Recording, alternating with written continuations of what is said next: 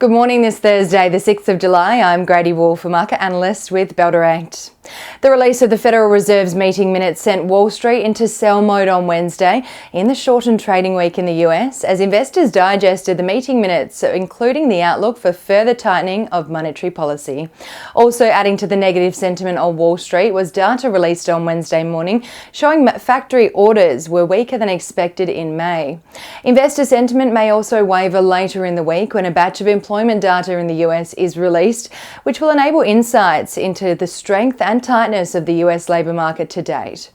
The Dow Jones fell 0.38% on Wednesday, while the S&P 500 lost 0.2% and the Nasdaq dropped 0.18%. Over in Europe, markets also closed lower in the region on Wednesday as investors shifted focus back to weakening global growth outlook and recessionary concerns. PMI figures for June in the eurozone showed business output for the month contracted as services growth eased despite easing inflationary pressures. This, combined with China's services sector activity also slowing considerably, has investors worried about slowing global economic growth. The Stoxx 600 fell 0.7% on Wednesday, Germany's DAX lost 0.63%, the French CAC fell 0.8%, and in the UK the FTSE 100 fell 1.03%. Now locally, the RBA rate pause-driven rally of Tuesday was very short-lived as the key index closed 0.35% lower on Wednesday. The ASX traded in negative territory for almost all of Wednesday's session, weighed down by sharp losses for financial, healthcare and energy stocks, while telecommunications and utility stocks offset some of the heavy losses on the market on Wednesday.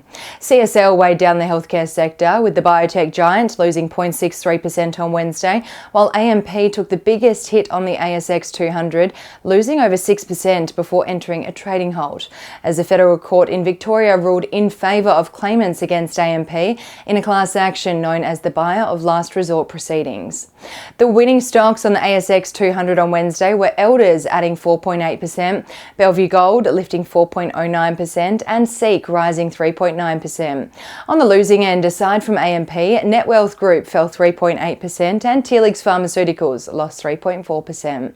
Overseas, China's latest Caixin manufacturing data released on Wednesday for June came in at 53.9 points, which fell short of the forecasted 56.5 points and is a sharp decline from the 57.1 points recorded in May, adding further concerns around China's overall economic recovery post-pandemic.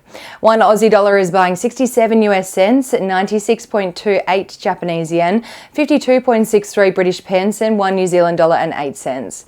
Ahead of the local trading session here in Australia, the SPI futures are anticipating the local index to open 0.51% lower following the global market sell-off overnight.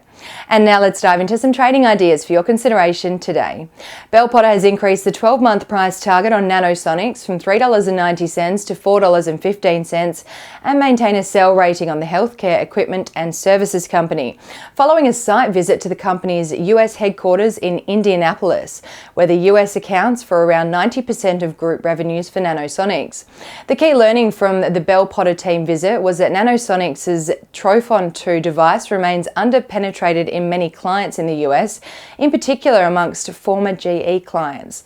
Bell Potter maintains a sell rating as they believe the stock is full priced. However, the increase in the price target is based on revenue for FY23, likely to be at the top end of guidance around 41%, and gross margin in the range of 77 to 79%.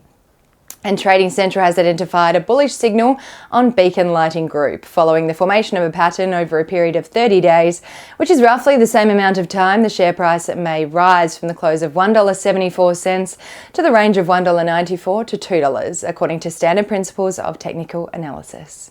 And that's all we have time for today. Have a terrific Thursday and happy investing.